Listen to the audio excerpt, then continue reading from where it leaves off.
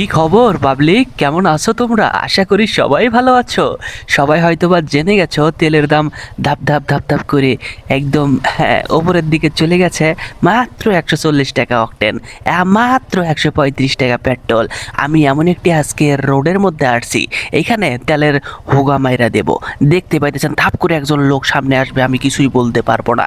এমন একটি কুখ্যাত রোড, বিখ্যাত রোড। এই রোডে চলতে গেলে আপনার 10 থেকে 15 লিটার তেল চলে যাবে, আপনি বলতেও পারবেন না। এই ধাপ ধাপ করে চলতে থাকবেন এবং এই রোডে চলতে গেলে আপনার ড্রাইভিং লাইসেন্সের প্রয়োজন হবে না। ও হ্যাঁ, আরেকটা কথা, আপনাদের মধ্যে যদি কেউ এসএসসি পরীক্ষার্থী থাকে তাদেরকে অবশ্যই বলে দেন নকল আর হবে না, পড়াশোনা করতে হবে। যাই হোক, এই ডায়লগটা শুনতে শুনতে মানে অভ্যাসে পরিণত হয়ে গেছে। মানে নকল আর হবে না, এটা কোনো কথা ভাই? পড়াশোনার উন্নতি না করে, শিক্ষার মান উন্নয়ন না করে নকল আর হবে না, পরীক্ষার দিকে যত নজর আমাদের শিক্ষামন্ত্রী, কি নাম জানি না, বাদ দেন। এই রোডটা দেখেন, এই যে ছোটো মোটো বাচ্চারা খেলাধুলা করতেছে, সামনের মধ্যে হাঁকা দমা, এই যে রোডটা সত্যি অসাধারণ রোড।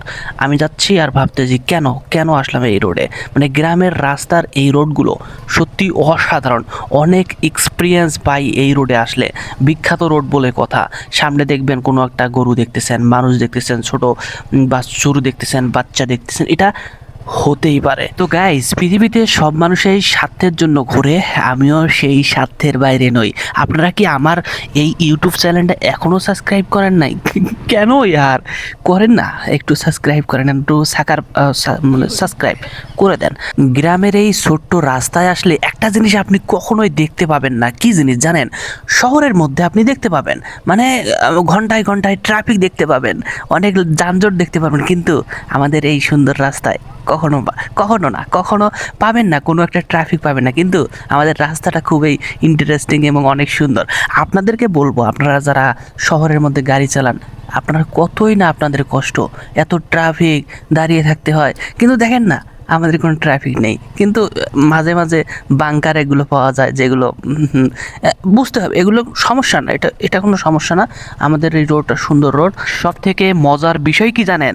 এই রোডে চলতে গেলে আপনার কোনো মজাই লাগবে না।